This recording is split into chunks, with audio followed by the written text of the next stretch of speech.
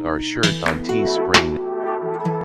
Hi folks, what's going on? Little curious, not too nosy. Today I talk about this movie called Suburbia. Came out in 1983. It was directed by Penelope Spheeris. It is a coming of age, heavy influence of the punk scene around the early 80s in LA. It describes mostly about these teenagers. They're running away from home.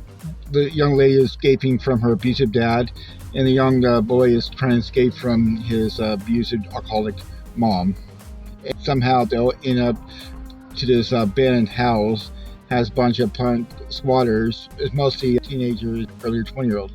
The group have a habit of causing havoc. What they do is they drive around the area looking for garages are open, and they ransack it, try to get as much as they can.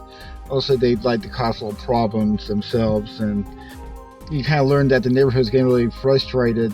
Why the cops not doing anything about it, but later on in the movie you figure out why the cops are not getting too involved with the kids. So the group of kids, their attitude very much is like, live fast, die young, and leave a beautiful corpse. No matter what happened in their life, good or bad, they always find time to go to a punk show. So that's kind of general idea of that movie. Really cool to see a really young Flea from Red Hot Chili Peppers. Also, you get live performance from these bands, D.I., also T.S.O.L, and the Vandals. It looks like most of the actors are from the local punk scene during that time. Not too many of them have professional work, and some became a porn star, and some had, of course, Flea became a famous rock star later on. You can tell these are really amateur actors. They didn't really show that much emotion when they're acting something. It's just very dull and not that great at all. The dialogue is very simple.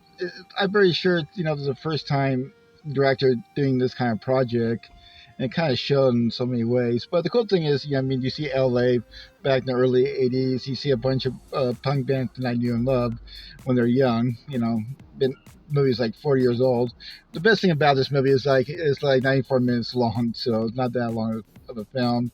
I think anybody's into the punk scene, especially the 80s punk scene, will love this movie.